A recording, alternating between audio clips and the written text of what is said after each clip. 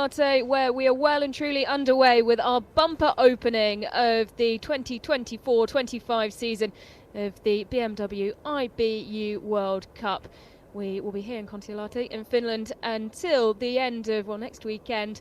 A full week of action to come as well. It was a brilliant day yesterday to kick it all off. Sweden stunning in the single mixed relay. And it was never going to be long until Norway took their first win of the season, fighting back to top the standings in the mixed yesterday evening.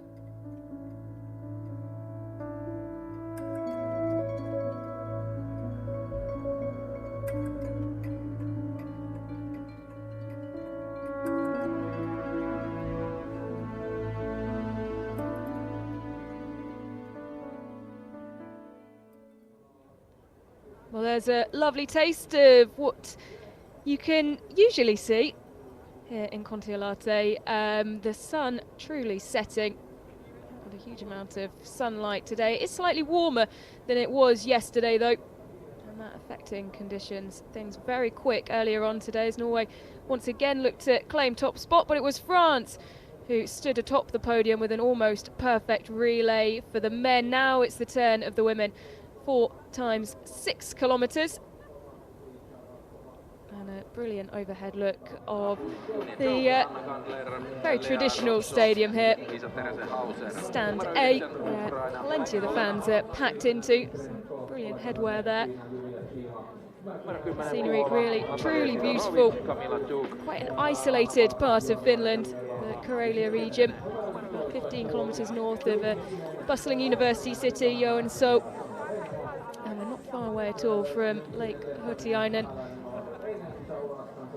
And alongside myself, as we have one race to go before we head into a fallow day before the individual races, is former US biathlete Chad Salmela. Chad, great to have us with you, or you with us once again. We had a brilliant day of action yesterday.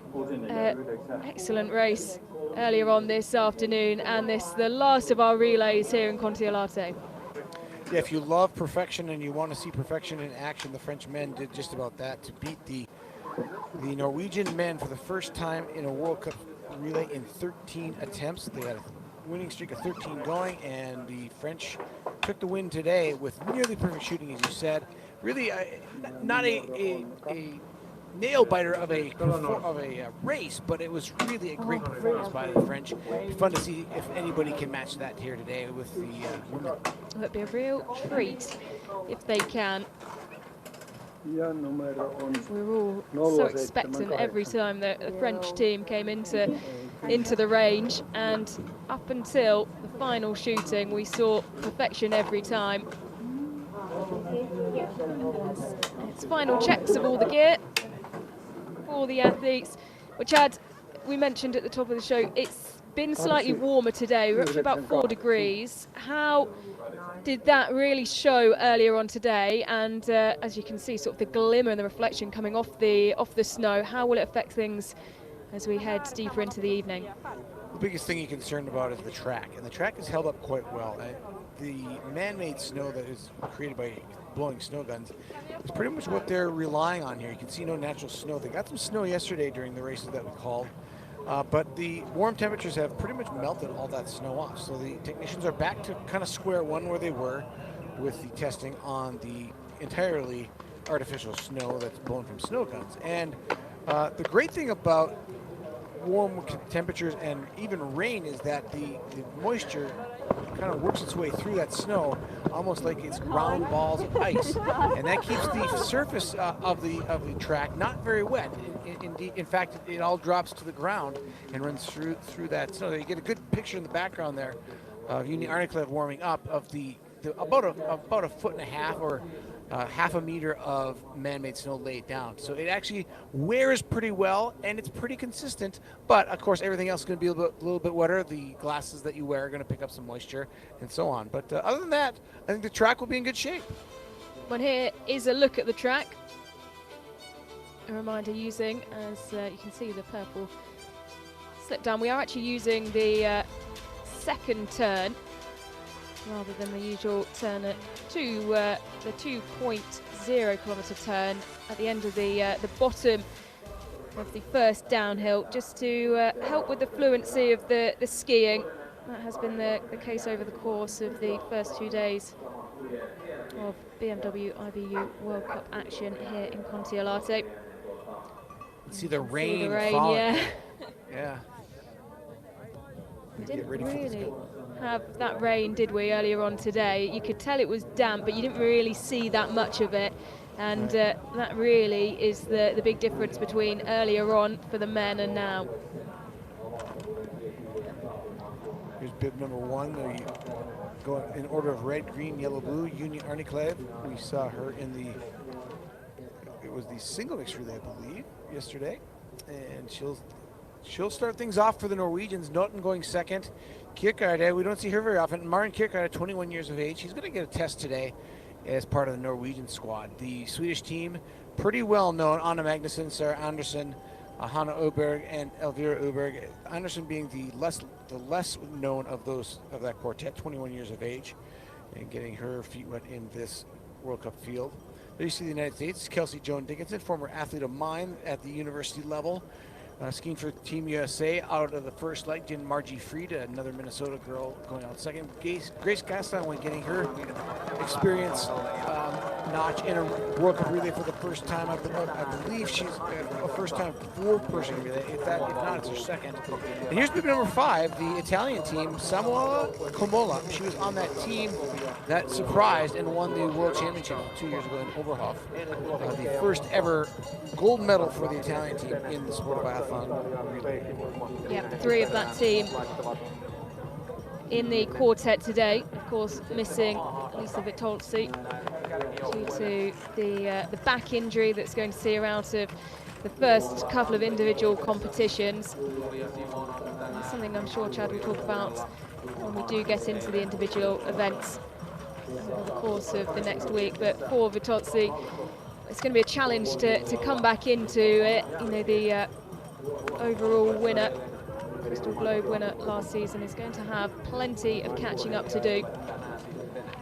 You have to feel for a little bit. You come in off her first Crystal Globe win last year, and then you pull your back the week before the World Cup begins. It's a pretty tough place to go, but she is such a strong fighter and so resilient. I expect her back in full force when she is capable of racing again. Sweden wearing bib number 2. Jean Monod will be leading this French team out. Sarah Andersson, only 13 starts for Sweden, so relatively inexperienced athlete going second for Sweden. But we saw what an inexperienced athlete from Sweden can do yesterday in a single mixed relay where they won, and that was pretty interesting. Absolutely, Ella Halvorsen. Incredible the effort she put in yesterday. I believe it only her 4th World Cup start, and she stood atop the podium with Sebastian Samuelsson. Found himself on the podium once again today. Yeah, she had a smile on her face that wasn't going to come off anytime in the next month. That was pretty great.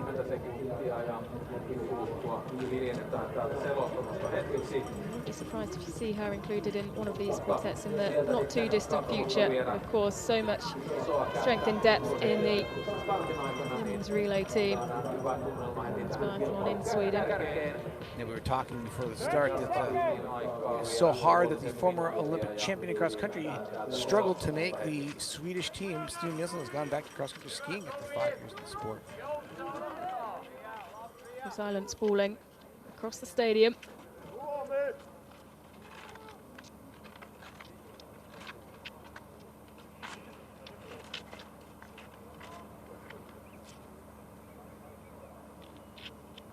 Ready! And we're underway in the women's 4x6 kilometre relay. It's Norway wearing 1, Sweden with bib number 2, France looking to replicate the brilliant performance of the men's relay team earlier on today, going 3, Germany wearing 4, Italy 5, Switzerland 6, Czechia 7, Austria 8, Ukraine 9, and Poland wearing bib number 10, and they are out and on to the course. This the highest part of the course, sitting atop the hill that looks over Lake Kontiolahti. Nice climb out of the stadium. And not a terribly difficult course besides the wall. When you think of the wall, it's kind of the feature of this course, and learning how your body can manage the effort into the shooting range is what this Kontiolahti course is all about.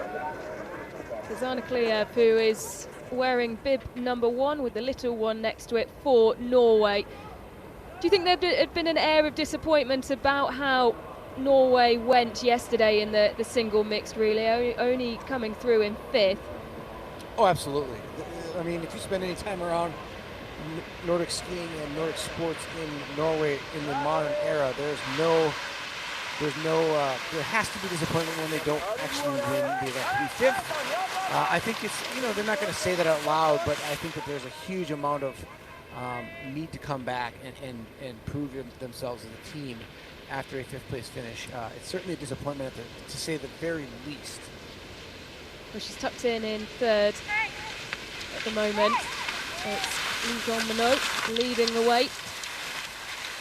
Then behind her, Anna Magnusson with the bright orange poles. Swedes wearing bib number 2. Arne Klev struggled a little bit on the shooting range. She's got an opportunity now to come back. And to be clear, Ellen, this is a sport in which that can happen very quickly. You can just have something a little bit off on one day and be yourself again the next day. That's really what Arne Klev has to do. She kind of has to shake off that shaky performance she had in the single mixed relay and just come back out and do it. And that's kind of what the Norwegian team expects of her, to be frank. I mean, they expect her to be a pro. You can see the coaches moving alongside their athletes, trying to get the early words of support and advice in. Now the pack strung out. France leading from Sweden, Norway 3rd.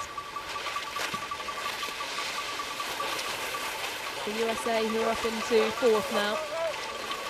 A good start for Kelsey Dickinson. She's a very strong shooter. That's her strength, but she has improved her skiing over the past few years. She struggled with long COVID symptoms for a couple of years and was kind of wondering if she was going to kick them, but she's finally, I talked to her before the season, and we're very close as former coach and athlete, and she said she's feeling the best she's felt in about 4 years. So Kelsey Dickinson on the right side of the screen in that new royal blue, white, and red, white candy stripes on the left leg. That's Kelsey there. Yeah, the USA wearing bib number 12. Not too dissimilar start through the early stages as to what we saw the US men's team make. They performed well in the 4 by 7.5. Jamino leading this group now, getting a little bit of a gap on the rest of the field, and that's probably just that's the wall's going to do for the level of skiing. Even though I don't think Jamino is really trying to push the pace here so much, I think she's just on that high of a level that it sort of naturally happened for her. So bibs 1, 2, and 3. And broken away early on. Jamino.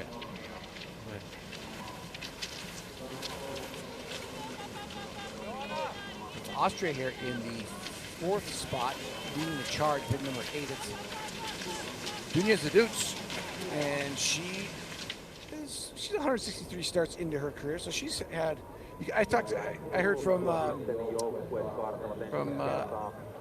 American anchor leg skier today, Deidre Irwin, and she was kind of joking that she now feels like a mainstay on the team after hitting 100 starts. And I know what she means. You need to have a lot of starts before you feel like you actually belong at this level. So here we go into the range for the first time. France, Sweden, Norway. And then 6 seconds back, Italy. Yeah, watching these biathlon races, you really want to keep your eye on the graphics. It tells a lot of the story. That 7-kilometer-an-hour wind, kind of wind from about 10 o'clock into the face. It's not going to mess with the bullets too terribly much. It's usually when the wind comes directly from the side that it affects the trajectory the most. a little bit of a left to right blowing the wind. Nobody taking any clicks though and adjusting their sights at this point. France 2 for 2, as are Sweden and now Norway. All go 3 for 3, 4 for 4. And it's a clean shoot for France, Sweden and Norway. Austria, Ukraine, Poland, Finland, all clean as well. Slovakia and Estonia, Belgium, and Canada, all at the early numbers of the range as they enter the range. United States into the extra rounds, as is Italy.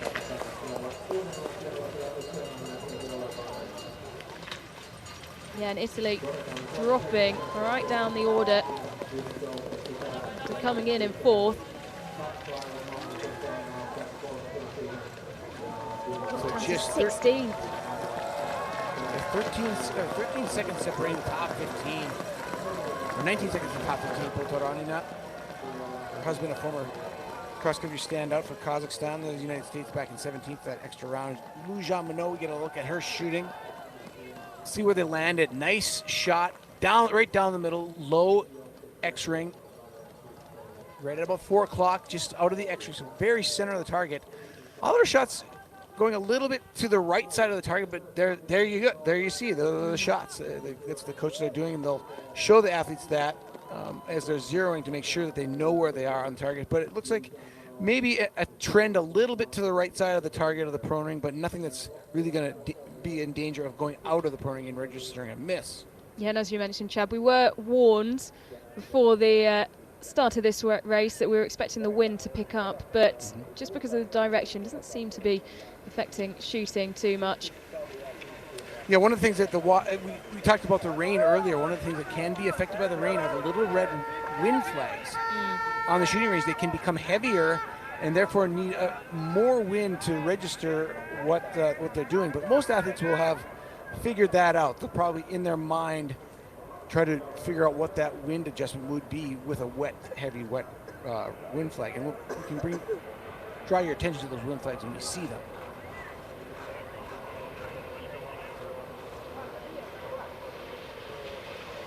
Zana Kliev, who leads the way. Jean Monod just taking advantage of that inside line. And has carried the momentum and pace really well around that corner.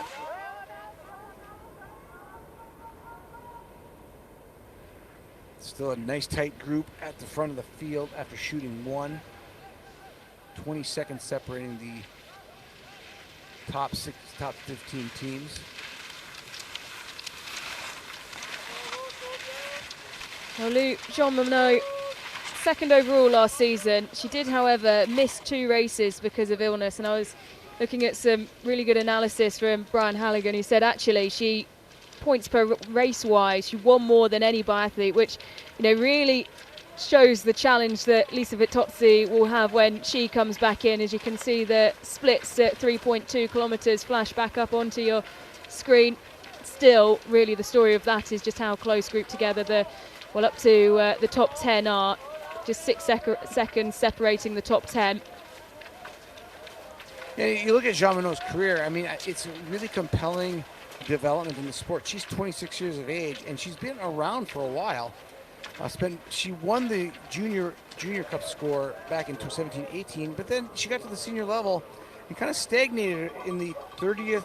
She was 25th in the 18-19 season in the overall IBU Cup standings. And she finally made herself a mainstay on the French team and finished 11th in the 22-23 season, and then jumped all the way up to 2nd overall.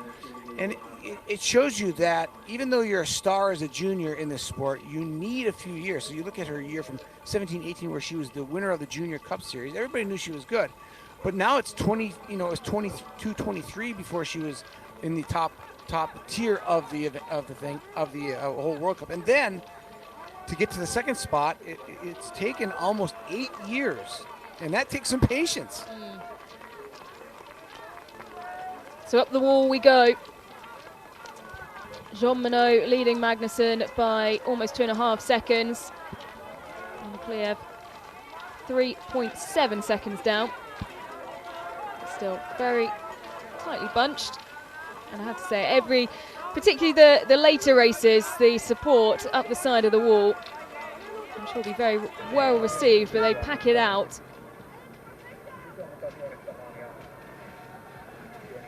Anna Magnusson chasing now for Sweden. 29 years of age. She's won one World Cup victory. She did that 2 years ago in Annecy in the sprint. All of her top finishes coming in the shorter sprint competition. She's very good at fast skiing. She says this is her favourite type of competition, this mass start. And yeah, side by side with the athletes. And you know where you are in the pack. Good skis on the fin there, you see on the left-hand side. It's first skier for them is Suvi Minkkinen, yeah, who was leading out the single mixed relay team yesterday. Started so strongly, didn't they, and just faded slightly. But Finnish men doing well today. Yeah, great race for the Finnish men. They were 5th place. I can't remember the last time the Finnish men were 5th. It's been a while. The Finns were really good in biathlon in the early eras of the sport. They had Tapio Piipponen, who was one of the best in the world, and then Harri Ellard had a bronze medal in the sprint in the 1992 Olympics. They had a world champion in Paavo Purinen, but those are all pre-2000. I mean, in fact, Purinen's world championship came in 2000. He struggled since then to capture the imagination of the young athletes. So into the range, second shooting, and it is, of course, standing.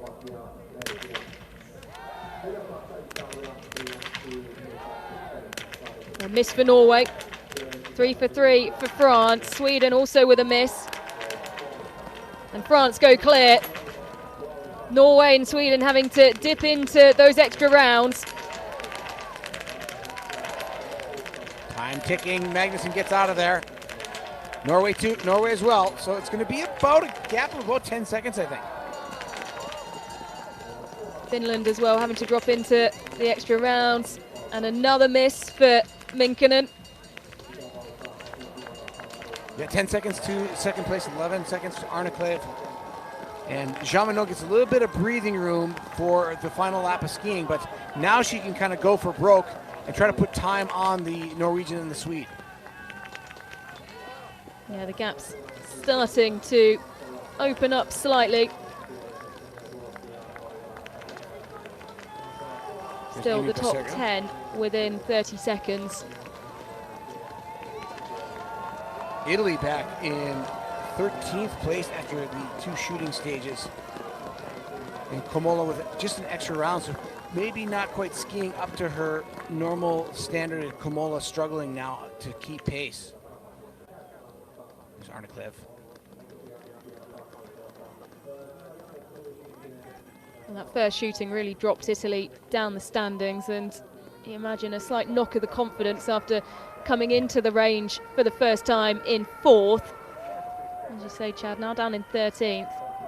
We talked about the men's performance, the French men going all the way to the last shooting stage with no misses. They're already in this women's competition. There are only, let's see, there are 5 teams still clean out of 19. So it tells you just how rare it is to get that far into a race and stay clean.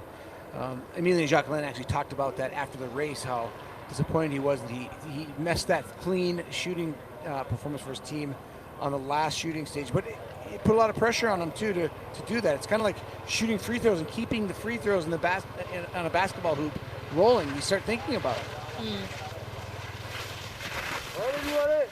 And 2 shootings in. France are clean. Lou Jean Monod.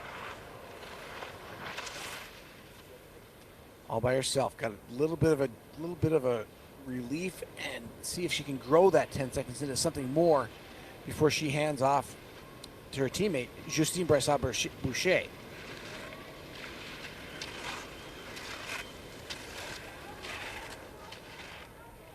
Brassard-Boucher, one of the fastest skiers on the circuit, sort of the gold standard, but she is a little shaky from the standing position, or has statistically been so. But she's back to 82% across all shooting performances. But if you go back a few years, she was in the 50% early in her career from the standing position. So she's had to work on that. The second leg of France but she's also Olympic champion and world champion in the mass start, so she can strike when the iron's hot. Yeah, absolutely. Performs 5% better as a shooter in mass start competitions. So Anna Magnusson is 8.2 seconds down on Jean Monod. And Kliev is then a further 8 seconds behind, 16.3 down on the leader. Magnusson making time on Jean Monod. Arne Kliev losing. 5 seconds lost by Arne Kliev and 2 seconds gained by Magnusson. So Jean Monod doing the job, but Magnusson trying to keep Sweden within striking distance. And if you look at who Sweden has after Anna Magnusson, they've got Sarah Anderson, a 21-year-old, not very experienced at all. She's going to go up against Justine Brassard-Boucher, Olympic champion. That's a pretty heady order for her to handle. But if she can get through with just keeping Sweden in close to the front, you've got the Uberg sisters to clean up for the Swedes, and that is a formidable duo. Yeah, absolutely. And like we've said plenty of times, we saw a brilliant performance from someone potentially we weren't expecting to perform so well for Sweden yesterday. So potentially the performance of Ella Halvarsson adding some source of inspiration for the Swedish youngster who is next in order. And that is the 29-year-old Swede who is currently making her way up the wall for one final time. Jessica Yezlova moving Czech Republic into the medal contention now in bib 7. She was 18 seconds back. She stayed even with Jean Monod, but the rest of the field sort of falling back. Arne Kliev now dropping to 5th place, 21 seconds back after being just 11 back at the shooting range. So Arne Kliev having a little more trouble again 2 days in a row. Not a great start to her campaign on these relay performances. Yeah, in the space of, 200 meters, she's dropped 2 positions. She slipped right back and lost touch of Anna Magnusson. Yeah, this time of the year, if you're having that kind of trouble with your fitness, it's a little bit unnerving if you're the coach and you expect more from Arne Kliev. Maybe a little, you have to consider maybe holding her out and making sure that she is 100% as the season goes on, because you can just keep putting stress on her, and the stress will crack her. You can see her at the back of this group now. And it's not a real big loop to maybe hang a season on, but still, 2 races in 2 days early in the season where you're kind of coming apart, you've got to maybe address that a little bit.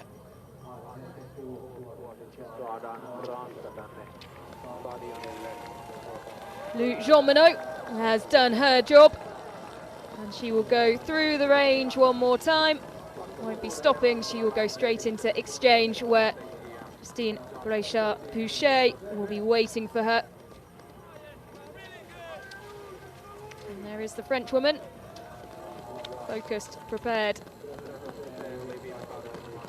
And we're watching to see her teammate come around the corner.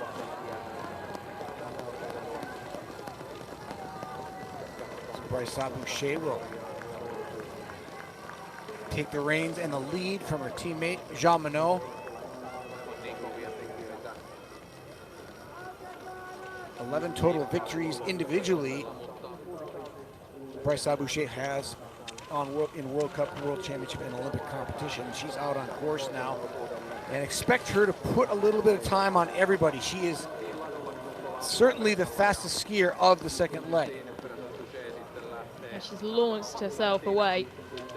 The 2022 Mass Start Globe winner. Czech Republic in second now, or shared lead, or shared second place with Sweden. At the exchange, the Czechs actually are officially in second place. They got about a half a second lead on Sweden. That is one of their most decorated biathletes of recent memory, Marketa Davidova, 27 years of age now. The world champion.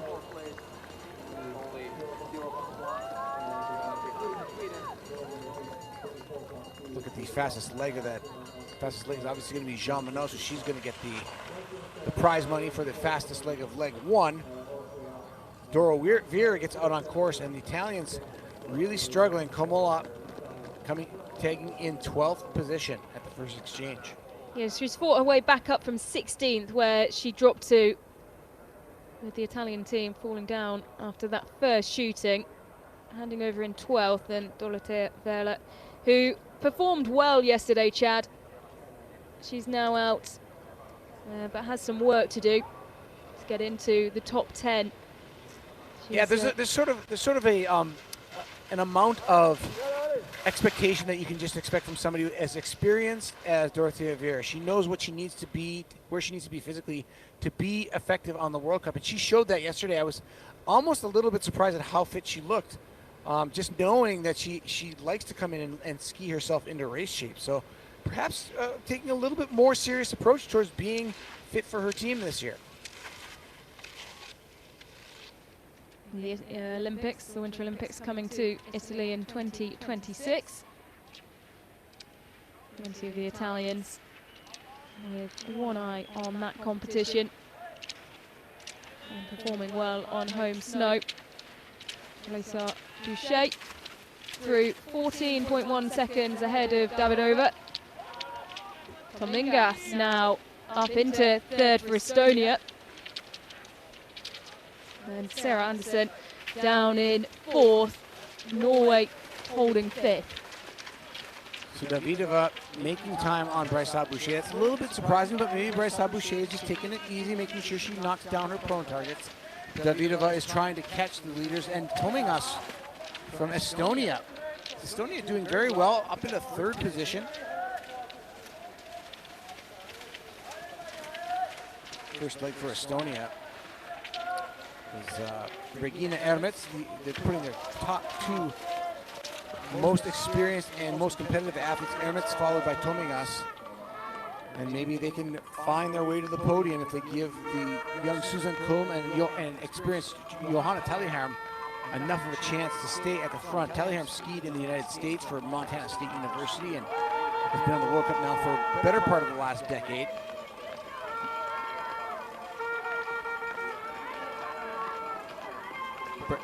Ellard Boucher through 7.4 kilometers in 22:24.7. 10 seconds have passed now, and Davidova was 14 seconds back at the last time. Now she's giving back another 5 seconds. So perhaps getting the word out on course from her coaches. You see the coaches standing at the bottom of the hill. They'll radio out the information to the athletes. And Davidova maybe getting a little bit of a jump on Justine Ellard Boucher. And Ellard Boucher answering that call just a little bit, realizing she might have to up her intensity just a little bit. Send a message to the Czech athlete. The Swedish team just edging ahead now of Estonia. 21-year-old Anderson. There's now 14 World Cup starts on this second leg. Germany struggling a little bit. Tannheimer going second, 19 years of age. The Germans trying new athletes in these relays. A young team. Johanna Puff just 22. Tannheimer 19, still a junior athlete out on course right now. And then Julia Kink at 20 years of age, and they're gonna back those three up with Franziska Preuss at 30. Very experienced, but Germany, I think at this point, that's telling me I think they're just trying to find some new talent, give some young athletes an opportunity. Yeah, it certainly looks that way. Julia Tannheimer, well, made an impressive debut at the World Juniors in 2022. That was in Soldier Hollow. Just missed out on a medal due to accuracy, but bounced back to 3 golds in 2023. Gold in the individual and the relay this year, as well as 2 silvers as well. So she's certainly a promising youngster who Germany are putting a lot of faith in today. Looks like the wind has dropped slightly as France come in for the first shooting of this second leg. Ellard Boucher.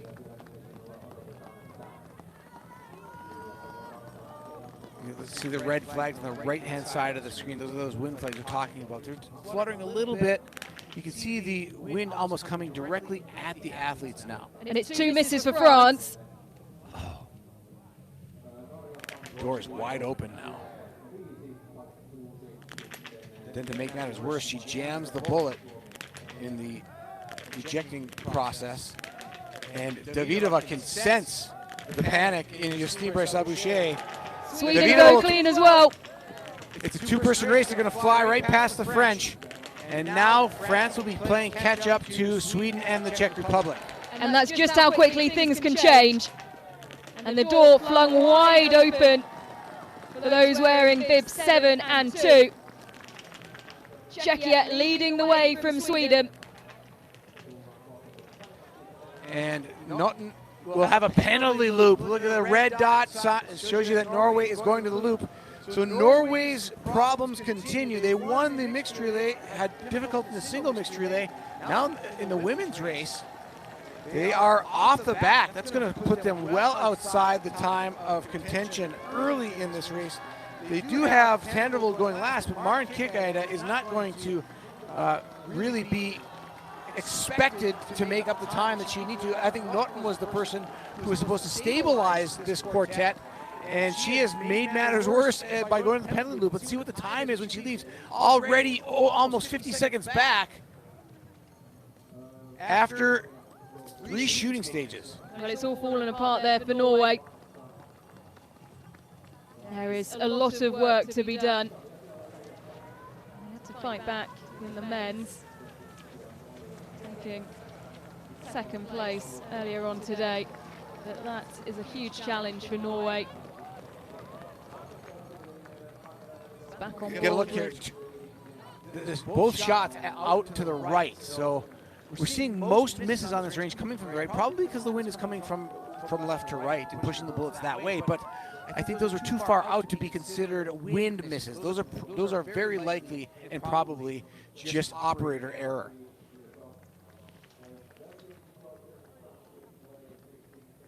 So Czechia and Sweden, the two who have broken away and really taken advantage of the mistakes made by France, Norway. Estonia still there in 4th. What about these Swedish youngsters? They're absolutely stepping up and knocking it out of the park. They're not terribly young. Sarah Anderson, 21, but Sarah Anderson really, she's 49th in the overall World Cup and really not somebody of a high profile. And she's going stride for stride of the world champion from Czech Republic, Markéta Davidová. I've been very impressed with the coach's decisions of when is the right time to put a young athlete like this in this pressure situation. Sometimes you can break the spirit of a developing athlete, and this is showing that the coaches know what these athletes are ready to do, and they're doing it. They're stepping into big shoes and filling them. Well, the gap has been cut drastically by Richard Bousset. Yeah, look at that, 5.8 seconds back after being 10 down. She's made up half the distance that she lost in the shooting range.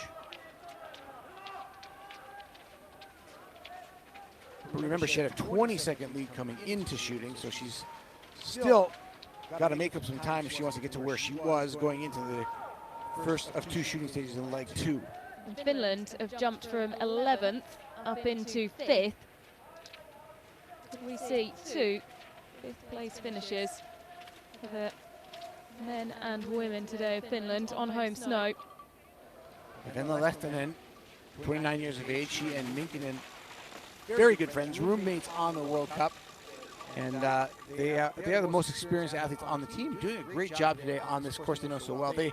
Most of the Finnish biathlon team live and train on this venue all year long. There's a roller loop underneath all this snow, so you can roller ski and do combination training on roller skis and training. Really kind of what you need to do in the modern era of biathlon is you need a venue like this.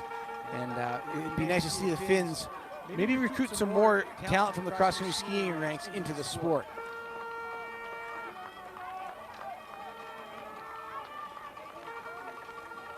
So we'll group back together with the front 3. 2.5 seconds separating them, and then it's 18.2 back to Estonia. Top 6 within 20 seconds of each other. This is what we like to see biathlon at this point in the race. It makes for exciting circumstances and pressure cooker situations, which is what makes the sport so special. And the sort of lack of hierarchy, so to speak, in the running order every time we hold a competition, especially in this women's relay. This is really a tight one at this point, and really we can thank Richard Bousset for a couple of misses for that one. And what's interesting is Norway haven't been able to gain any ground at all. They've dropped 3 seconds from when they left shooting. And Nurten finding herself in 8th. She's got a huge amount of work to do. She's actually losing time from the shooting range to the leader, Davidova. She's lost 2 seconds. Here's Taunheimer, the young German, doing all she can. Taunheimer just 19 years of age. Great experience for her, though, to get this World Cup start. This is her it's her 4th World Cup start. She's competed in 3 World Cups prior to this. But as you said, absolutely stellar performance at the last 2 Junior World Championships. She got a 2nd place in the mixed relay in 2023, but individual world champion last year in the junior category. And you know, we have to wonder when we're going to see the next generation of great Germans as Preuss turns 30 next year. So here we go. Into the range once again. This time it's standing for our leading 3 athletes. Such a head game when it's for the win. Just like 2 here. Miss for France. Sweden 2 for 2. Missing though on the 3rd. Czechia 3 for 3. They make it 4. But can't clear. She jumped on that shot. You could see it. When we say jumping on it, her barrel basically fell forward right before the shot. She wanted to grab it, but she still gets out first. Sweden in the penalty loop. Well, that's so disappointing. The Swedish team, off they go. Now Marketa Davidova with some ground and some space between her and the rest of the field. Can she open it up enough to give her teammates a chance? She is the strongest of the quartet. We've got Lucy Sharbatova going last. She's a very fast skier, but notoriously poor standing shooter, 61% last year. So you have to give an athlete like that a bit of a cushion if you want to win in the end. And look at this, Finland up into 3rd. The home crowd will love that. Huge performance for the Finns so far. Just 20 seconds out of the lead as they head to the 2nd exchange.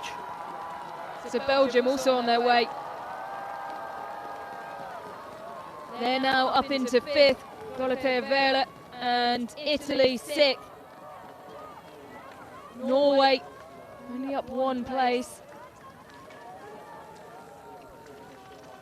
It's a great relay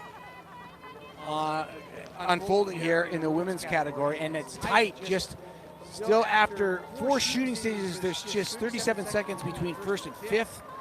And it's Belgium in the 5th spot, Finland in 2nd, and that is a topsy-turvy leaderboard. France not leading, it's actually Czech Republic leading, and Finland in 3rd. Wouldn't that be a coup for the Finns to be able to hang on? A lot of racing left to go, but still, it's fun to think about. Plenty of racing left to go, but pretty much every time we've come through the range, something has swung, things have changed, and that is what we love about the relays.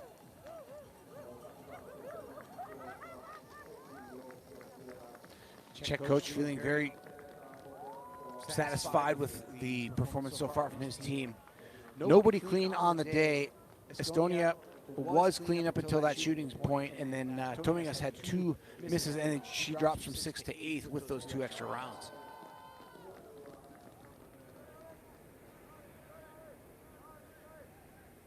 So those Davidova.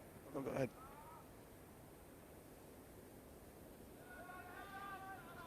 Splits as the athletes came out of shooting 4.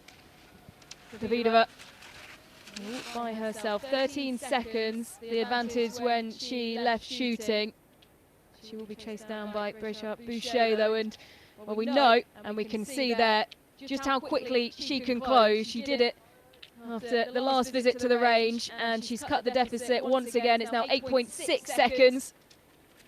Well, I love how Davidova skis. I always have. She is not a clean movement technician, but she is very. She moves the bend and she's very relaxed. and she looks like she feels comfortable on her skis. She might not be perfect as far as the pole angles, but her body weight is in a good place. She skis very airy. She doesn't need to be powerful. She just uses her body weight very well. But Venla Lehtinen is having the race of her career right now, putting Finland in the 3rd spot.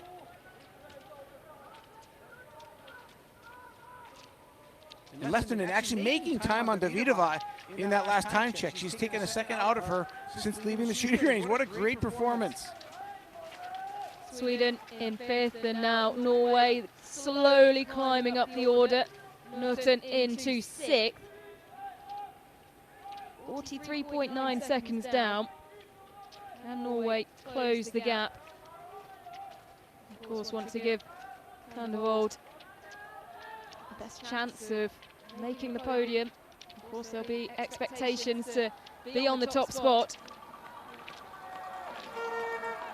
To the front of the course and up the wall one last time for Davidova. Look at Bréchin Boucher once again. She's half the deficit, now just 4 seconds behind and driving up the wall. I have never seen Venla Lehtinen look this good on her ski form. She is flying up this hill, and she's got to be feeling it. To have a performance like this on your home course, your team in medal contention, it almost gives you goosebumps for Lehtinen, as she's got less than 500 meters to the finish now to tag off to her 3rd leg skier. That is Inka Hamalainen. Unfortunately for the Finns, the experience drops off precipitously at this exchange.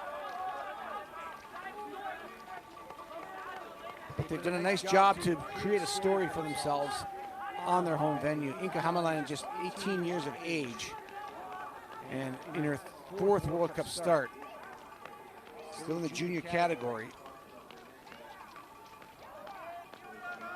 Just to put it in perspective, her top World Cup finish for Inka Hamalainen is 75th in Östersund last year, and that's one of her 3 starts.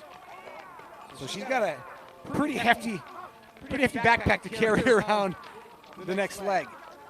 Julia Tannheimer, promising German prospect, making her way just over the top of the wall.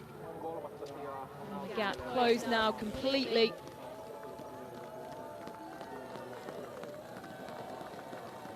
Nothing between Czechia and France as they come into the penultimate exchange. Sophie Chabot will go for France. She had her first career podium last season, 25 years of age. She is the weakest of the 4 French, but weak is a relative word because she's actually quite solid at the World Cup level. She will go up against the Czech athlete Tereza Vobornikova, who had a huge move last year. She was actually the top-ranked Czech athlete last season. She supplanted Davidova as the best-ranked Czech athlete. She was 16th in the overall standings, just 24 years of age. So, no slouch going out there for the Czech Republic in leg 3 either. Yeah, and it's a Czechia team who performed well in Soldier Hollow towards the end of last season as well. Can they go one better and find themselves on top of the podium? It's France who exchange first. Venla Lehtinen tags off to Finland at home. And what a great honor and exciting moment for this young athlete at 18 years of age to wear the white and blue of Finland on her home course in the medal contention right now. Well, the pressure is well and truly on. How many times have we witnessed young athletes perform incredibly well under pressure, and it's stories that you remember forever. Italy now. That's brilliant from Italy to get up to 4th, and once again Dorothea Vela performing so well. 2nd fastest on leg 2, just 0.4 of a second behind Davidova, and once again continuing to surprise us, Jad. And Dora Overa's shooting time is a full 9 seconds faster than anybody else in leg 2. It tells you where she makes her time, not just on the course, but primarily she took double-digit seconds out of everybody but Dmitrenko of Ukraine on the shooting range. Just 2 shooting stages, and she's 13 seconds ahead of Lehtinen, the third fastest shooter in the leg. So Veer doing what she does best, shooting fast and clean. And she's put Italy into a very good position indeed. They really had to fight hard to drag themselves back up from that first shoot. And the experience of Dorothea Verla helping immensely. It's now Hanna Ockenthaler, the 23-year-old, also part of that 2023 World Championship winning team in the women's relay. That was just her 10th race. Veer loses the prize money to Davidova in leg 2 by just 0.4 of a second for that leg time. Awfully tight proximity. They were 12 seconds ahead of Venla Lehtinen, but I got to just give Venla Lehtinen a tip of the cap. Great performance for her. She beats both Noten and Brysa Boucher on leg time, the young or the experienced Finn, but that's one of her best performances in World Cup competition, I think, over the course of her career. Hämäläinen on this third leg for Finland. 28.1 seconds down on Sophie Chavot, the leader in the colours of France. Ockenthaler in 5th. Norway now up to 4th.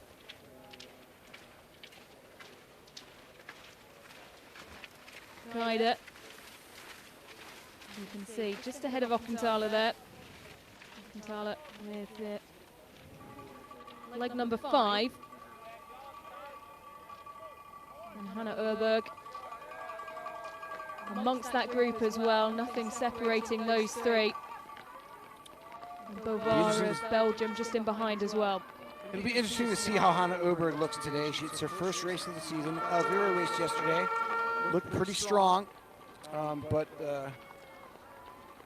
it'll be interesting to see which skier for the Swedish kind of team leader at 29 years of age. Now Hanna Öberg brings performance. Her younger sister, Elvira, appeared a couple years after she won her first Olympic gold medal in Pyeongchang and kind of stole the show a little bit on the ski speed front. And Hanna has never really quite skied as fast as her younger sister, but she's much more consistent on the shooting range. And that's why she is a Olympic champion in the individual competition where shooting is at such a premium.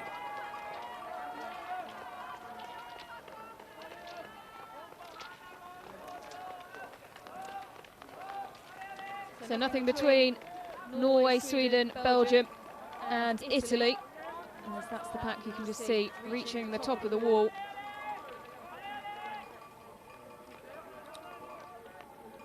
Third leg for Germany now coming into view. This is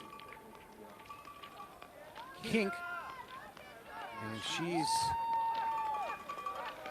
also another test for the German team. She's only competed in, I can get my screen to work. This is her 7th World Cup start. There you go, thanks. And that's anytime you're under 30 starts, you're still a relative newcomer in the sport at this level, at least on the World Cup. Chavot now into the range for her first visit. At the last checkpoint, it was 10 seconds separating France and Czechia. It's up to 14.6 now. So Chavot putting a little bit of time and space on Vobornikova of Czech's third leg. Pretty well matched, these two. Vobornikova 16th overall in the standings and Chavot 20th. So they're in the same proximity in the world order. Starting well now, 3 for 3. Hit on 4. And on 5, and France are away. Great recovery. Nothing even questionable there in Chavot's shooting. It wasn't a fast cadence, but it was very solid. Vobornikova drops the last shot, and it's so typical to drop your 5th shot. It's probably the most missed shot in biathlon. And she misses her 6th shot, so she's 2 extra rounds now. And these are the things that if you want to take a medal in a biathlon relay, you have to hit your extra rounds first of all, and then you can't mess with the timing of it either, as she is now. She's got a jam in her rifle. Finland 5 for 5 though. A huge smile on the face of the coaching team and the fans. You can hear them in the background, they're roaring. Italy clean as well. Hanna Ockenthaler, well, we know just how good she can be. The young Finn Hämäläinen just schooled the Czech athlete with much more experience, and that's the beauty of biathlon. You can see just how an honest effort with somebody who's struggling can really catapult you up the ranking. Now Finland, improbably 0+0 in second spot.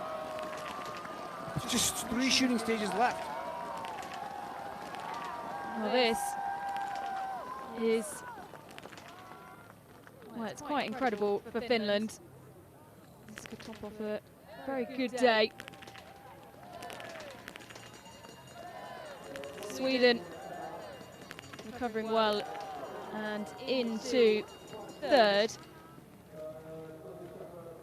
Trying to look at the ski time. We have no stats on Hämäläinen because she is a junior. She hasn't raced a lot of World Cup competition, but she got the exchange and she was 23 down, dropped to 28 down, fell all the way to 30 to 40 seconds down coming into the shooting range, but she shot perfectly and is only 37 seconds back and in second spot now. Hämäläinen just doing her thing. There's the shooting of Hämäläinen. Let's look at it.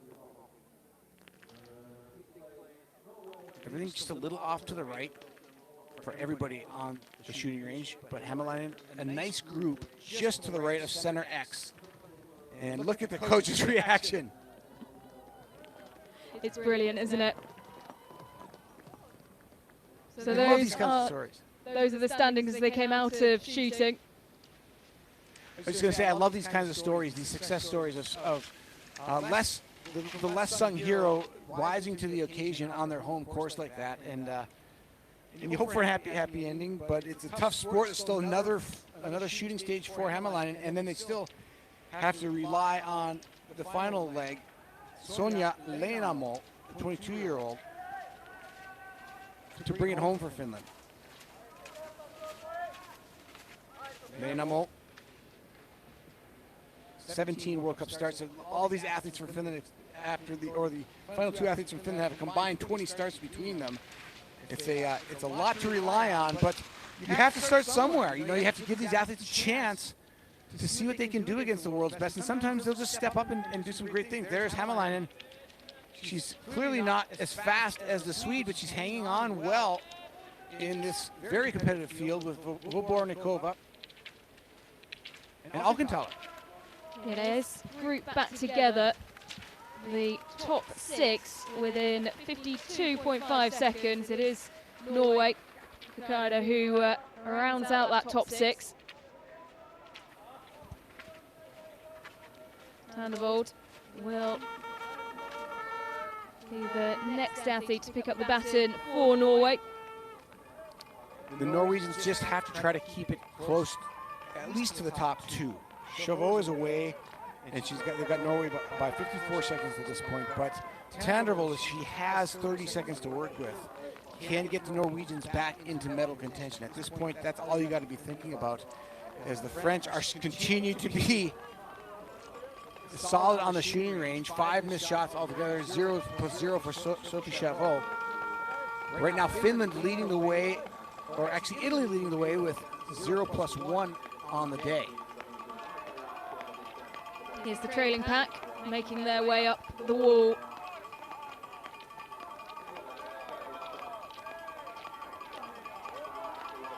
Öberg was 37.6 down last time round. And it's Ockenthaler who will break the line on the 15.4 kilometre mark first out of this trailing pack. Anna Öberg is not having a great ski day, that is for sure. She's losing time to Sophie Chauveau. And like we said, like we talked about earlier today, that sometimes you need a race or two to feel good, and that was kind of my concern for Hanna Öberg, is she stimulated enough to have a good ski performance today? And the answer seems to be that she's She's skiing about as well as mid-pack World Cup ski racers right now in her leg. Hämäläinen dropping down to 5th. Warnakova 4th. Hanna Öberg and Sweden in 3rd. And Hanna Ockenthaler and Italy leading the chase on Sophie Chauveau. Julia Simon, who was 2nd in the single mix yesterday with Kontiolahti, is on the final leg for France. And this is the final shooting for Sophie Chauveau. Hanna Ockenthaler of Italy has been making time on Chauveau. It's not significant, but the fact that she's skiing even with her is a good sign that she's having a good ski day. She's chipped away 4 seconds on Chauveau over the course of this last lap. Chauveau now trying to keep things on the rails for France.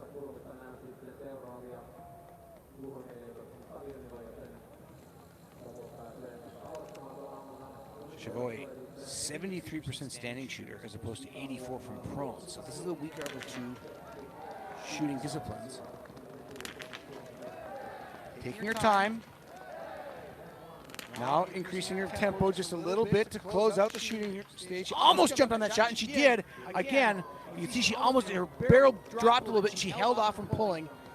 And then she jumped on the trigger again and missed it low and right. But she gets it with the first extra round. France comfortably in the lead, but an extra round again. There's 0+6 now on the day. Hanna Ockenthaler trying to put Italy onto the podium. Both Italy and Sweden 3 for 3. Clean from Sweden and a miss from Hanna Ockenthaler. So hard to hit that last shot when the pressure is building that way. Norway's 4 for 4. Norway goes 5 for 5. They'll join Italy now. Norway trying to get Ingrid Landmark-Tendervold something to work with, and that just might do it if Kirkeide can stay with the Italian around this last loop. Well, there's just under 2 seconds between Norway and Italy now. Oh, Hämäläinen goes to the penalty loop. So that will probably drop the Finns at least another 2 places with a trip around the penalty loop. You hear the groan in the crowd, the partisan crowd here in Kontiolahti.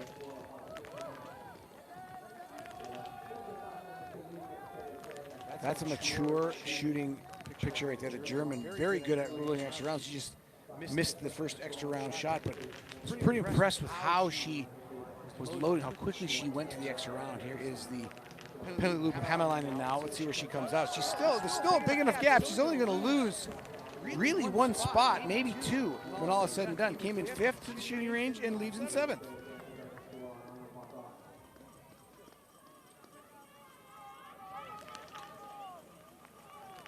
And I have to make a point that the Finns are actually beating the Germans, which is a rarity.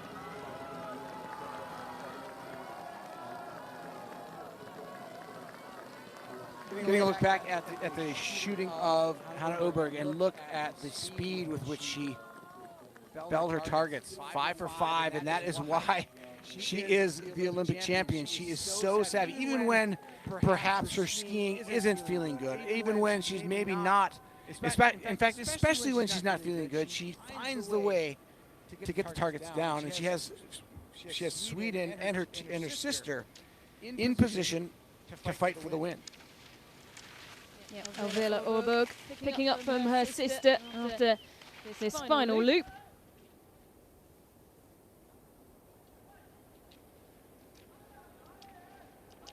And the athlete who has it all to herself at the moment is Sophie Chauveau through 17.2. The lead she had is almost now in half. When she started this leg, she left the exchange leading by 0.6 over Czech Republic, but the Swedes have dropped their deficit by nearly half. We'll look at Norway. Norway now up into third. Hanna Okkenthaler unable to hold off Kirkeide.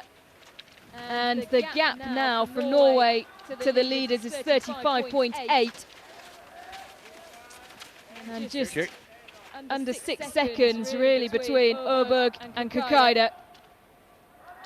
And it's setting up a great battle between three great athletes of the sport, Elvira Øberg, Ingrid Landmark-Tennevold, and Julia Simone. Their teammates have them separated by just 35 seconds. And Simone will try to get the baton and get it to the finish line as fast as she can. She's so good in head-to-head competition. But can she keep herself on task all by herself with a little bit of a lead? That's the question. Up the wall one final time, Sophie Chauveau. There's the three behind, Hanna Øberg, Kirkeide and Okkenthaler, although Okkenthaler just dropping back slightly, you can see that. And really to fight to get back on the back of the Norwegian team. Kirkeide has taken 12 seconds out of Hanna Øberg since the shooting range. That is, so Hanna Øberg is essentially what we call dropping a plow right now. She is absolutely in trouble. She needs to get to the finish as fast as she can, but you can see the fitness is just not there. She can't push. And meanwhile, Okkenthaler and Kirkeide are putting their teams back into contention, and you just hope that Elvira Øberg has a little more form today than her sister.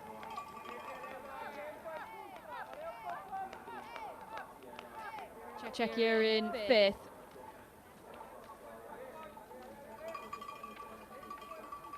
Bornikova started her leg with nearly the share of the lead with France. And now at exchange 3, finds herself at a minute back, wondering where did all the time go.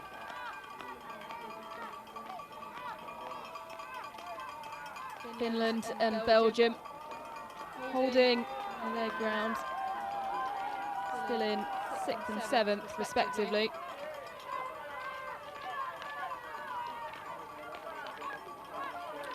So it looks like the Finnish excitement is on the ropes as Hämäläinen drops to 7th now. Still a solid performance, but there's a difference between being 7th and 5th. The 5th feels like you're close to the podium. 7th starts to feel like you're just hanging on.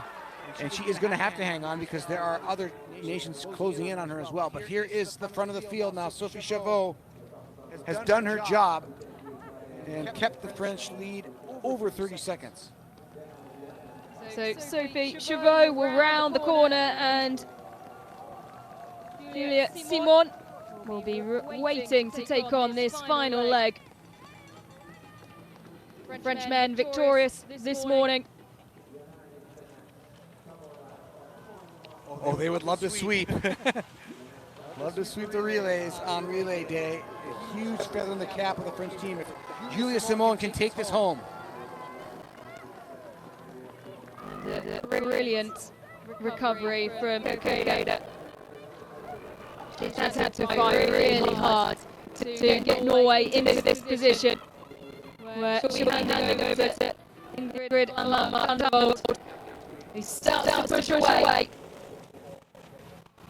We know that the time already earlier this year in World Cup competitions, but I have to say Hanna Øberg absolutely on that last lap, and they have to go back and figure out what was the point or what was the issue. Perhaps she's fighting an illness or something along those lines, because she didn't start yesterday. Elvira, her sister, did race yesterday. 32 seconds between Norway and or 32 seconds to Sweden in third place. The Swedes are not out of it yet. Neither are the Italians. No, not at all. Just 7 seconds separating second and fourth. Norway 28 seconds down on France. The Italians put Michela Carrera, her father Pier Alberto Carrera, a medalist at the 1998 Olympic Winter Games in the sport of biathlon in the individual. Carrera is the second fastest skier of the Italian quartet, faster than Hanna Okkenthaler, who did very well in her leg, still struggled with the pace of Chauveau. But the Italians are not out of this. but it's unlikely that they'll move up on the Swedes and Norwegians, but they're right there, 3 seconds back at the exchange.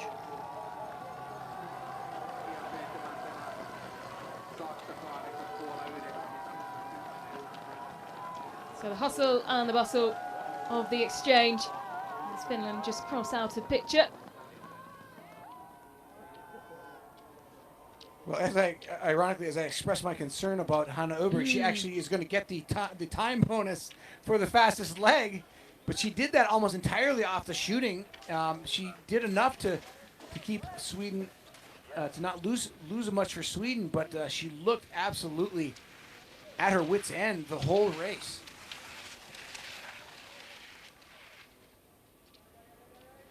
And it's her sister who is glued to the back of Ingrid Tandavold, and they are 30 seconds behind Julia Simon. It's going to be a hard task for these two to cut into that time, that lead that Julia Simon has. Simon is going to just have to go on autopilot, not think about anything, and just let the shots go down. And if she just does what she trains to do every day, she's going to walk away with this victory. But if she starts thinking about anything, like we heard from Emilien Jacquelin, he started thinking about that perfect shooting score, and immediately he had a miss, and that can unravel into difficulty. But Simone, she's been here, she's done that. She should be able to negotiate these next 10 shots, and roughly 4 kilometers of skiing, a little more than 4K left to take home the victory for France. But that's what makes this sport so interesting, is that even when you have a lead like this, it doesn't guarantee anything. You could come in and just think the wrong thought.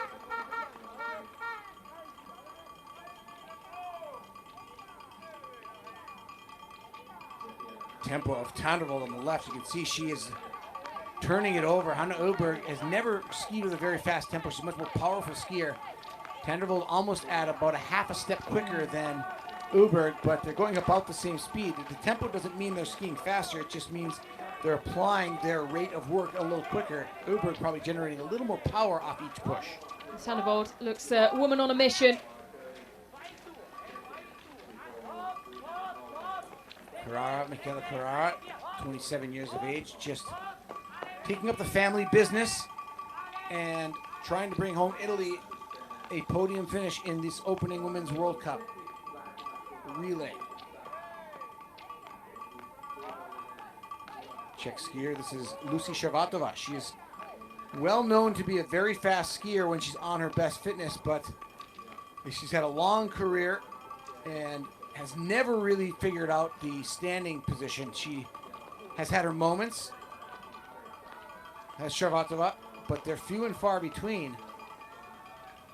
Yeah, she was 14th yesterday in the single mixed relay. Sharvatova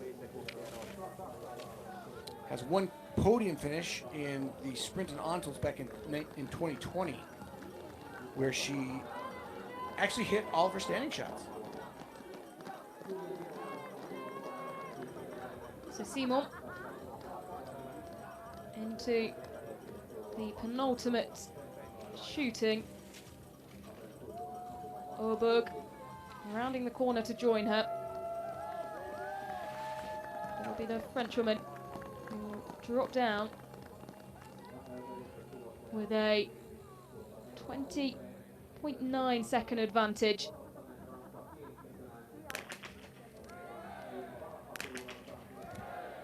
Right down the center. Right down the center. Oh, 10x. These are amazing shots. Nothing even close to the edge of the ring. Perfect shooting from France, leading the way. Sweden and Norway neck and neck behind.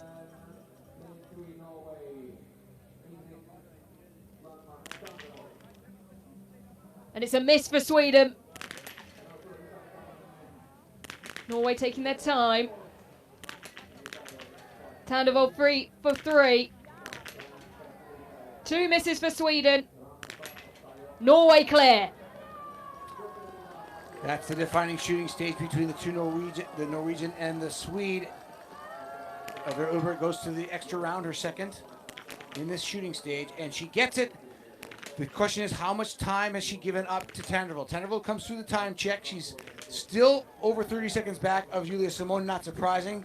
Italy go clear. Good shooting for the Italian. Keeping her hopes alive is Carrara. She could sneak in as Uberg and Tandreville maybe play games with each other, separated by 10 seconds. Not even thinking about Carrara. Could she sneak by and maybe take the podium spot? Here's Sharapova. 4 for 5, goes to the extra rounds.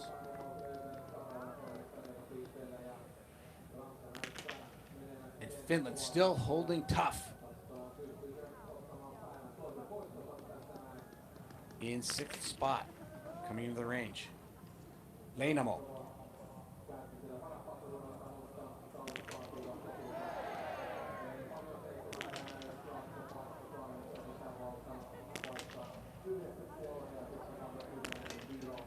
Two misses just in rapid succession, quieting the Finnish crowd, and now you hear the groan of the 3 misses. Austria clean, as are Germany and Poland. Meanwhile, a painful shoot for Leinamo, the Finn, into the extra rounds. She's got 2 extra rounds to hit 2 shots that are still standing. And meanwhile, she'll be passed by 3 teams in that process. Trying to stay out of the penalty loop now is the Finn, as Germany, Austria, and Poland go out on course. She gets to all 5 shots with 8 rounds, and keeps Finland at least in the top 9.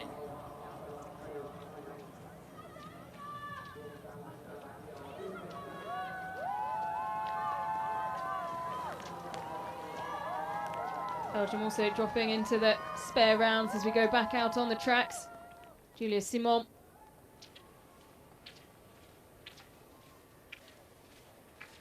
.3.7 advantage on Tandreville as she left shooting. There is Tandreville.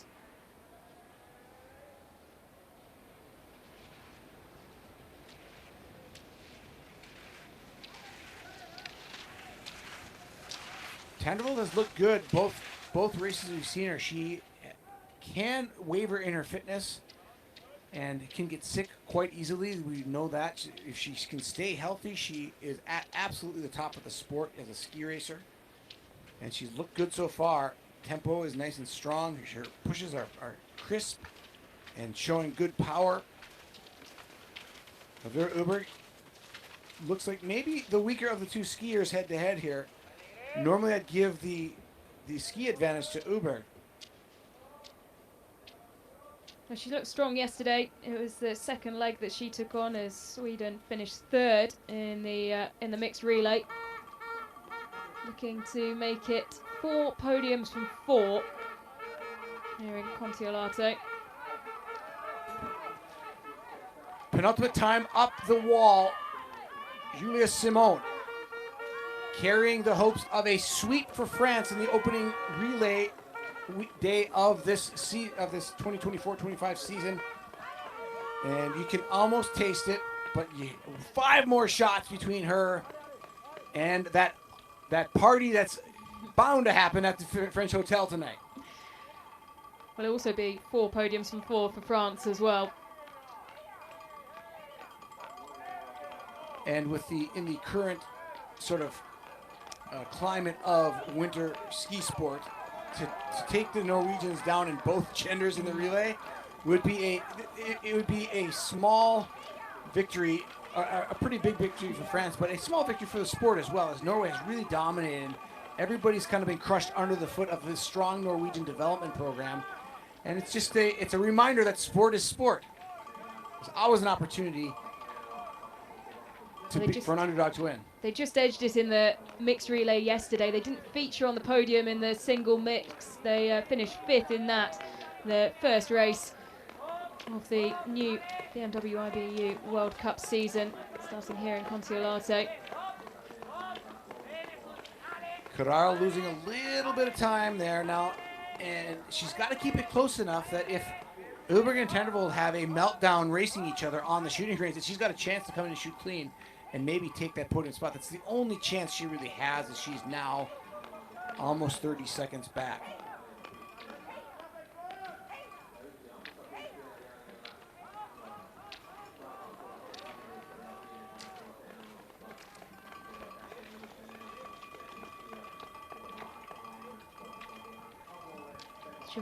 Over, driving hard up the wall, and it's back to the range. For all the marbles and for a huge day of bragging for the French. Can Simone bring it home? It'd be a statement sweep, wouldn't it, for France? Leading the way in the women's relay after winning the men's earlier today. Hits 2. Miss on 3. Miss on 4 as well. Not too dissimilar to what we saw in the final shooting. Oh, now she's putting herself in a little bit of jeopardy. 2 shots to hit, 2 targets. Gets the first. She'll want to take her time on this one and get it. And she does it. She goes. But it's got to be fast. It's got to be fast. She's opened the door. Norway and Sweden, and they know it. They can see the missed target. They heard the clunk. And now Elvira Uberg, 2 for 2. 3 for 3 for Sweden. Tandrevold following 1 shot back, 4 for 4. It needs to be a hit, and it is. Elvira Uberg is going to try to take the victory from France. And Tandrevold drops the 5th shot. Sweden go clean. Mistakes for Norway and France. How does that change things? It's neck and neck as Norway come out of the penalty loop. Elvira Uberg just ahead as they head out onto the final lap. Norway with plenty of work to do. Tandrevold just a little bit of a reaction. Too much thinking on that 5th shot. And that is the crux of biathlon right there. You think about that shot and it doesn't go down. And Tandrevold now 21 seconds out of the victory. And Norway has just as much trouble of winning this event as they did prior to that shooting. But the big turnaround was Julia Simone. It's almost like she didn't want to think about what she couldn't do, and she delivered exactly what she shouldn't do, shooting a little too fast and a little too reckless, and that has cost her. She is still a fast closer, but Elvira Uberg, if there's someone who's on form who can beat Julia Simone in a sprint, it's Elvira Uberg. It's going to be a thriller. Well, how many times before the final leg have we seen things chop and change, and it was just mistake after mistake there. The frustration clear for both coach and athlete. And now she has to channel that energy and that adrenaline as Uberg leads the way. Jean-Paul's reaction is classic. That's not what I taught you to do, he's thinking. But it sure makes for a more interesting finish now as we all perk up and watch this final loop. It becomes a ski battle, and if you break it down, they're pretty evenly matched, are Simone and Uberg. Uberg's stat, a -5 ranking on her skiing, and a -5 ranking for Simone. I'm not sure how the IBU gets to that statistic, but they're essentially ranked in the same bucket as far as skiability. We are in for a thrilling finish here. Our final race of the day in Kontiolahti before we go into a fallow day, before the individual competition starts. What a way to top off and finish the relay competitions. If you're going to make the move, if it's either of these athletes, if they're going to make the move, it needs to be definitive at the point they make it, and they need to be able to hold it to the finish. So right now you're calculating as an athlete, what do I do? When do I go? We know the wall exists. Am I strong enough to get up the wall by dropping this athlete I'm skiing with? These athletes know each other very well, but you're going to ascertain how you feel on this second day of the World Cup. You're still everything's brand new and fresh to the season, and now you're put in this situation. And Julia Simone has a grimace on her face. She does not look particularly comfortable right now. Elvira Uberg still looking good, at least on facial expression. As we head into the wall, who will make the move? But make no mistake about it, you better have the power all the way to the finish line if you want the win. Well, we're playing one big game of cat and mouse at the front. Tandrevold is 23.2 behind. It's between Uberg and Simon for who will take the victory here. Norway Well, they had to work so hard to get back into the podium positions. The move is coming. And you want to make it as definitive as possible to break the spirit of the athlete you're trying to beat. Right now, Uber getting a little bit of daylight around that turn. Simone closes it up. But now the leg burning. You talk about lactic acid. This is where the lactic acid should build up. Somebody's got to make a big move here. And if neither does, that tells you neither of them are feeling very good on this wall, and they're going to let it come down to a fast sprint once they get over the top of it. Right now, they are just neck and neck. Uber comfortable at the front. Simone maybe trying to sense for weakness. Oh, Simone, look at her face. She looks like she's in trouble. She almost goes into a single stick walking motion. Uber not making a defense. Oh, and looks like she's got a cramp. She's really suffering. She grasps her calf. And she tries to keep going. And the Swedes are almost gift wrapping their Christmas present early as the French woman pulls up and tries to stretch her calf muscle. Uberg is going to ski away for the win. Well, will this open the door for Norway as well? We could see Tandevold on the horizon. She was just making her way up the wall. It's Sweden now with an insurmountable gap. Now Simone has to just try to get to the finish line. At this point, you know you've lost the race. It's a little bit embarrassing with the lead she had and the way she lost it, but she has to not go for the sympathy approach and stay ahead of Norway. She's in so much pain. You can see it's more than a grimace. She's taking any opportunity to grab her calf and try and massage it out. A look back and she can't quite see Norway behind her just yet. Elvira Uberg didn't expect this in the final lap, and she gives a little wry smile, knowing that she's going to take home the first relay victory for Sweden. It's a brilliant victory for Sweden. They do it again, taking the victory in the single mix. They've won the women's competition to make it 4 from 4 on the podium. France will do the same.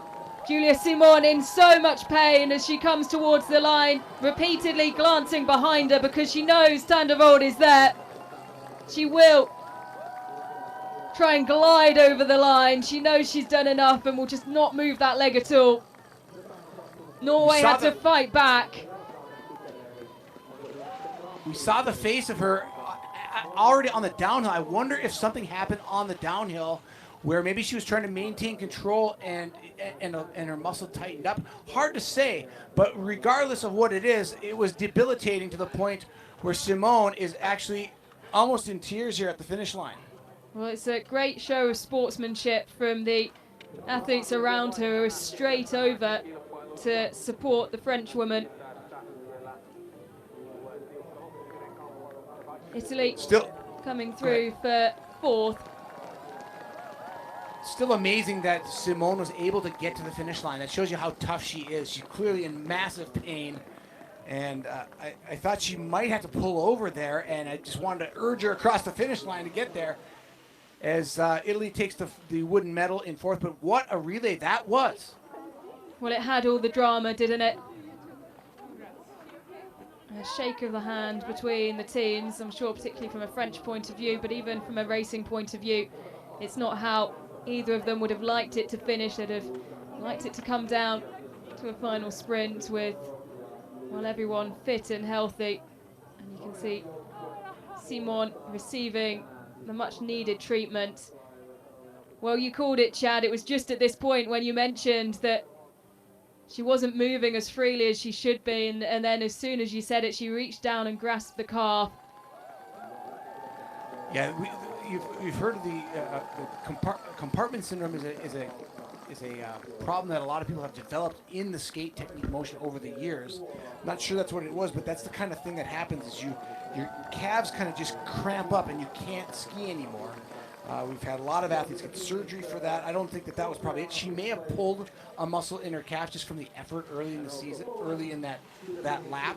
We didn't see that coming into the shooting stage. She didn't have any problems in the second lap. It was pretty much at the bottom of that downhill. And now it's Finland who are fighting towards the line. They're going to try and get round the side of Germany, but The line comes too quickly for Finland. Young German team into 7th, 251 back. The Swedes, like Kontiolahti, their last victory in a women's relay was 2 years ago, or actually, yeah, 2 years ago, right here in Kontiolahti. That was their last victory. They've been on the podium all but one time, or all but twice since that time. But this is the first win in 2 seasons for the Swedish women. Johanna Tellerham comes across the line for Estonia, 10th. Respectable. Yeah, well, they featured on the podium in every women's relay last season, Sweden, but like you say, Chad, they didn't win on any of those occasions. One of the only ever presents, though. And Elvira Uberg will get the pretty impressive performance by Uberg. She is at her leg time is 39 seconds clear of Tandervold, 58 seconds ahead of Lisa Trieshauser, and Julia Simone lost a minute over the course of her leg to Elvira Uberg. Uberg will take home the prize money for the fastest of leg 4.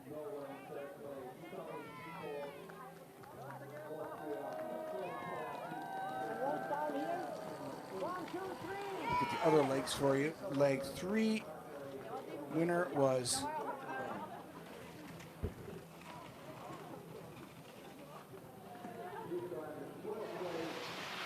Hannah Uberg took leg 3, which was one of the big comebacks. Yeah, that'll be a great day for them. They're going to celebrate with with some prize money as they both win their leg, the 2 sisters, for Sweden. And that's really what put them back in contention for the win, was the Uberg sisters' legs. They brought Sweden back to the forefront, and leg 4 is Elvira's for the prize money, and leg 3 is Hannah. Leg 2 goes to Marketa Davidova. And leg 1 at the exchange goes to the French woman. So I believe the fastest overall leg, just doing the maths, is, well, it's close between Uberg, who was 18 minutes 16 seconds, 0.8, and then leg 1 was won by, as you say, Lou Jean Monod. No. Yeah. I believe it's 18:54.7. The difference there is that the reason they break out the different legs is that the first and last legs will have traveled different distances because of their proximity to where they get the exchange. But great day of racing. It was looking like it was going to be not much excitement in this event with France taking the victory, but what a last lap. That was some drama. Well, plenty of drama, and it was scattered really, wasn't it, throughout the race, particularly for the first few legs. We saw everything chop and change. Czechia and Finland into the podium, then dropping back down. Obviously the drama towards the end. A brilliant performance as well from Dorothea Wehrle. Second fastest on leg 2. Did a brilliant job to push Italy up into the position that they were, and then they were able to fight back as well for 4th in the end after briefly dropping back down. You see the final results, Sweden. And in the end, it's 29 seconds with Simone pulling up, and we hope that Julia Simone will be okay. You wonder what would be such a debilitating, what would cause her to pull up so in such pain, but hopefully she can get some physio work done and be ready for the opening individual competition, a race that she's very good at as a four shooting specialist, and we wish her the best. Yeah, she will probably be boosted as well, and Francis Hope be boosted by the fact that that is on Wednesday. It's the men who go in the short individual on Tuesday, so 2 days of recovery. Sweden takes the win in the final kilometer, really, as Elvira Uberg skied away from an ailing Julia Simone, but great performance. Shows you why biathlon is such a great sport and so exciting. never over till it's over.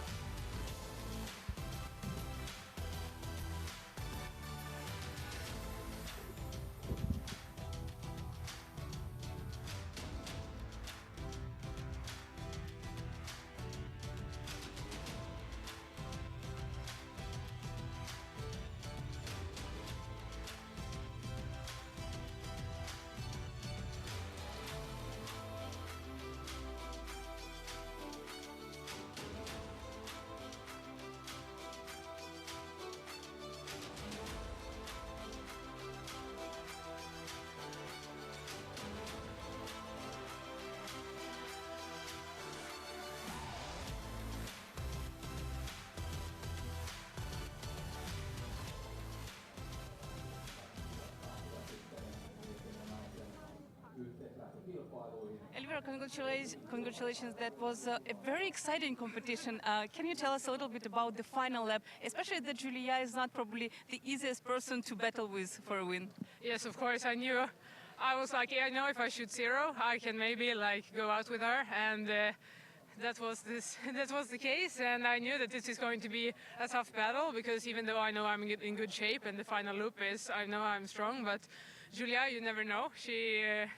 She sometimes also finds powers that you didn't know she had. So, but I had a good plan on what I wanted to do if I got in that situation, and I got really good coaching from Johannes as well. That we early on decided on which option I wanted to go for, and then it was just to stay cool and go for that. Now, of course, it's unfortunate that Julia seems to have some kind of issue, and I hope she's fine. But it's always really nice to win a fight on the final loop and then cross the finish line as a victory and celebrate with the team. Still, it's a win, so congratulations. Thank you.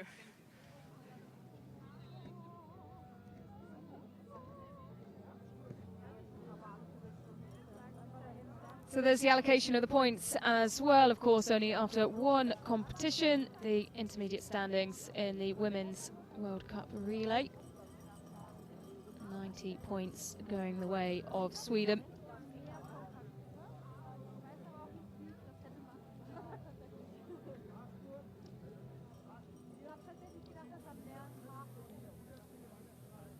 Should point out the United States, where they ended up on the day in the women's finish. They started a little bit on the shooting range and were unable to. I believe they were pulled from the race during Deidre Irwin's final leg. They were lapped, just got lapped and did not finish. But hope they'll have a better race next week when they hit to the relay again. But yeah, one of just 2 teams who were lapped. DNF for Bulgaria as well, rounding out bottom of the results table.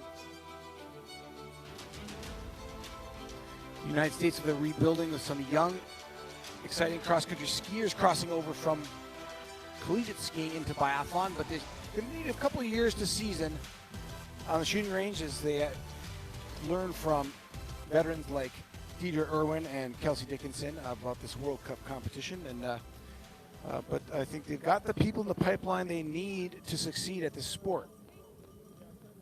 Well, I wonder who these 2 are supporting. Ironically, not ironically, it's hockey jersey form. The Swedes and Finns, both nations, very hockey crazy. I know, speaking from experience, that the Finnish ice hockey is a huge deal, as it is in Sweden, and it's a big rivalry between those 2 countries. One that Norway doesn't figure into.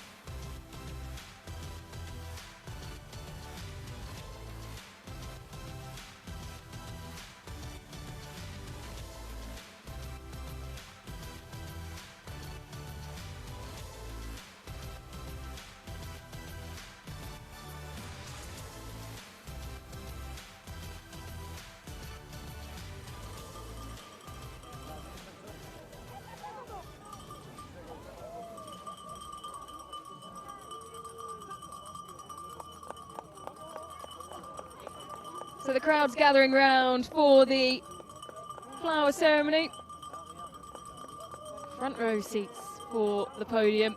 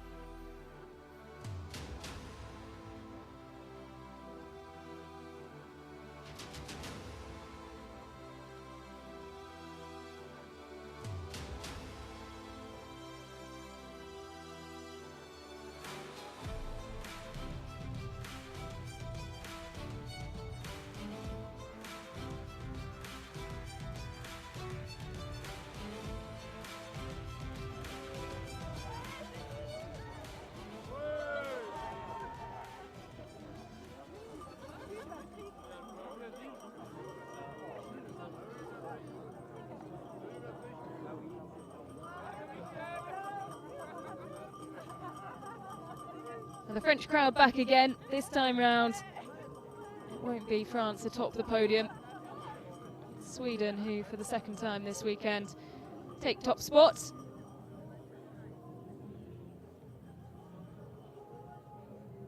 Bet they're very warm in there, Chad. Nice to be in one of those, wouldn't it?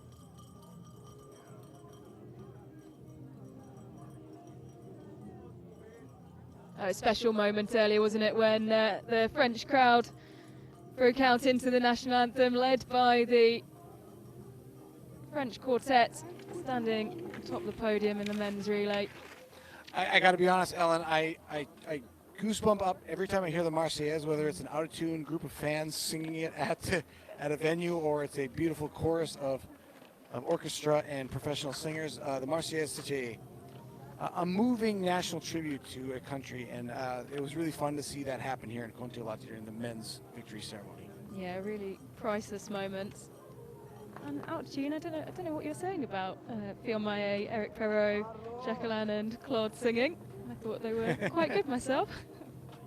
Yeah, I mean, you know, they're amateurs, but I think that. I think what I love about it was the emotion. I think that. I was just about to say, if you do it with passion, yep. it's matter. absolutely the way. Doesn't have to be in perfect tune. It's just fine. I'd rather you do it than not. Absolutely, it was a brilliant moment, and this is going to be once again a special moment. This time round, it's Sweden.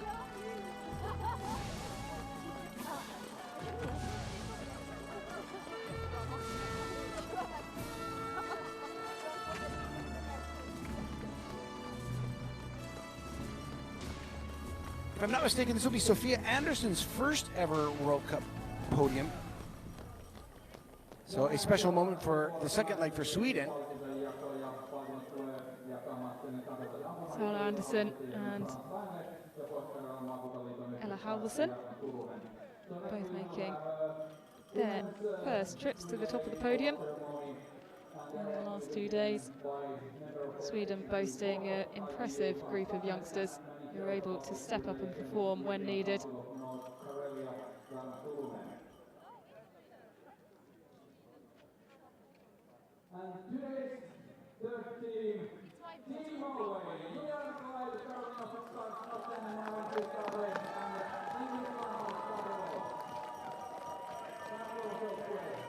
So Anna-Kleev, Norton, Kakaida and Sandovold making their way up onto the podium. Well, quite a roller coaster of a relay for the Norwegian team. Yeah, they're still figuring out their quartet. Since the retirement of Marta Olsby-Roysland, you had the two strong leaders in Chandervold and Roysland who could compete with anybody at the top of the sport. And you know, just that singular retirement of Olsby-Roysland has kind of thrown this relay squad into a little bit of a perplexed state, trying to figure out what is the right order and who are the right personnel, and they're still figuring that out. And until they figure that out, it's going to be hard to win.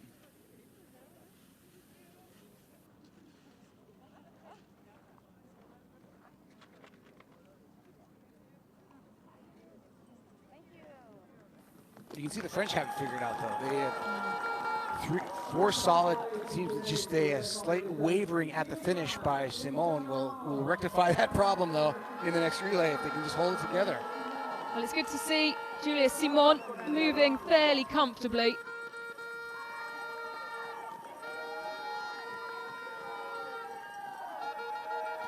Looks a little stiff on the right leg, though, Yeah. if you watch her move. She's still in some pain there. Certainly in a more comfortable position than she was when she came across the line.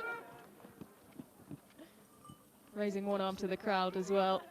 Seems to be in good spirits. I think she's going to be okay. Yep, Jean Monod, Grace Boucher, Chavot and Simon receiving their silver medals. And like we said, it is 2 days of rest that the women now have before the short individual on Wednesday.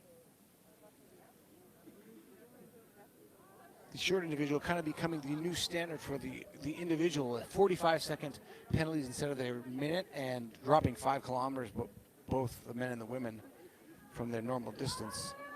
I believe it's 2.5 kilometers for the women and 5 for the men. Men do 15K, women do 12.5.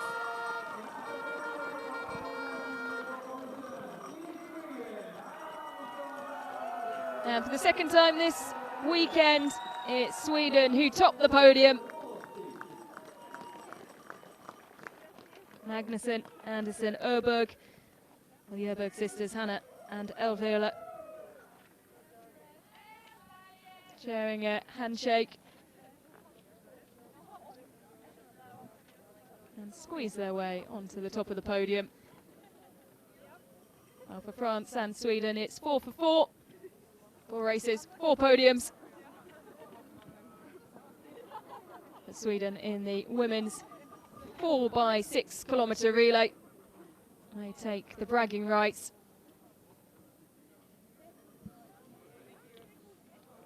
Swedish women and the Swedish team leading 2 of the 3 relay categories. They lead the mixed relay category as well as the women's relay category. The men's relay, of course, being won by the French men, so 2 of 3 for Sweden. It's a good start for them. And somehow they keep finding these young biathletes from Sweden to step up into these positions. The youngster today for Sweden, and the good story is Sarah Anderson. She did have a rough go on the range and had a penalty loop, but you know, it's all about who you have and what they can contribute to the team, and she did her job today. Sweden take the victory. France having to limp over the line in the end for silver. They were able to hold off Norway, though, who take the bronze.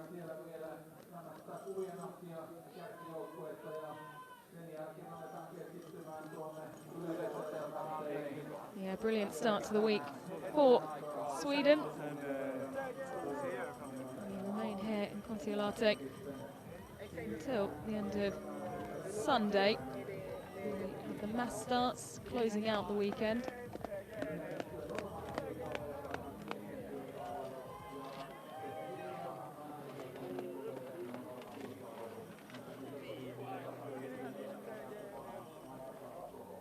Oh, they're holding the bib of the teammate, Gisblom, who was Lynn Persson. Now Lynn Gisblom, and I'm not sure what that signifies, but maybe she's unable to compete today. That's a possibility, but they're adding her to the photo, one way or another.